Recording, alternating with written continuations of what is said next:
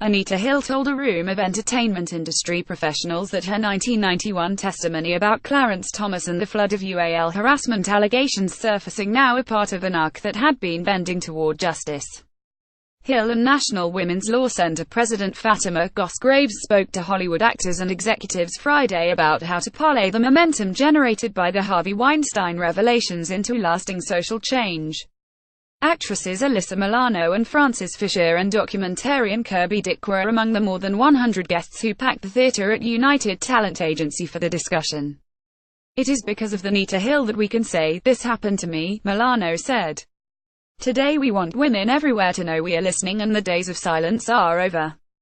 Hill, who brought the concept of UAL harassment to national consciousness in 1991 when she testified during Thomas' Supreme Court confirmation hearings, said this huge moment of outspokenness and awareness needs legal and institutional follow-through to have a lasting impact. "In many ways, it's unprecedented," she said, "but it needs sustained energy. A key change now," Graves said, "is that accusers are believed, rather than attacked and belittled the way Hill was in 1991. For the first time, when women told their stories, they weren't immediately dismissed, disregarded, ignored and doubted and shamed," she said. "That brief window of not experiencing shame for coming forward, that made more women come forward." Hill said that after her 1991 testimony, she received scores of invitations to speak about UAL harassment and she thought she might spend a couple of years discussing the issue. 2 years came and went, and we weren't done, she said. A professor of policy, law and women's studies at Brandeis University, Hill has devoted her career to fostering civil rights and social change, working steadily in hopes of a significant shift like this. "I imagined this day would come, not from the point of view of 1991, but from the point of view of all of the things that have developed over the years to enable this day to come," she told the Associated Press earlier Friday.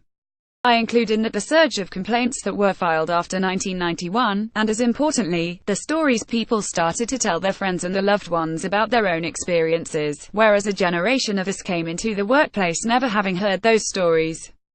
So I'm not entirely surprised that we got to this moment. I am impressed with the velocity of it." Graves said that after 2 months of renewed attention on UAL harassment, people are already asking her when it will end, which is why Hill supports the ongoing work of the National Women's Law Center. "Because this is not a moment," Hill said. "This is a period where we are going to have to continue and put into place some things to make sure we never go back and relive this again." The center launched a new legal network for gender equity in October, just before the Weinstein news came out. About 70 attorneys initially agreed to take on discrimination cases, Graves said.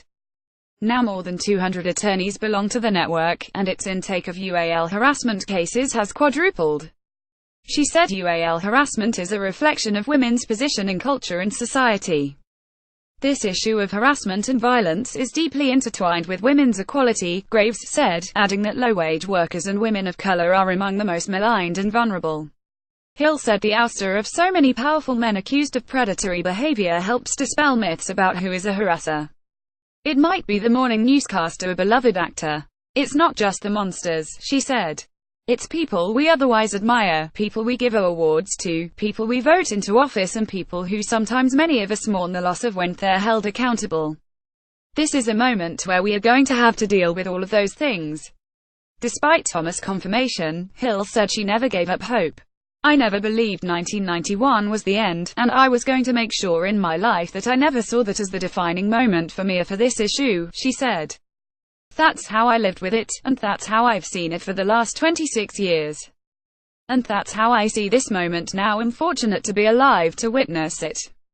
As for whether Republicans should ask Thomas to resign in light of Hill's allegations, as was suggested in a Washington Post op this week, she suggests a broader perspective. "I see a kind of resistance even acknowledging that this is a significant detriment to leadership in this country. And that's why I focus on the fact of not just what would Clarence Thomas do, but what are the leaders going to do in response to evidence of misconduct. How are they going to lead on this issue?" She told the app. "I think it's a good idea, but I don't think it should begin and end with Clarence Thomas.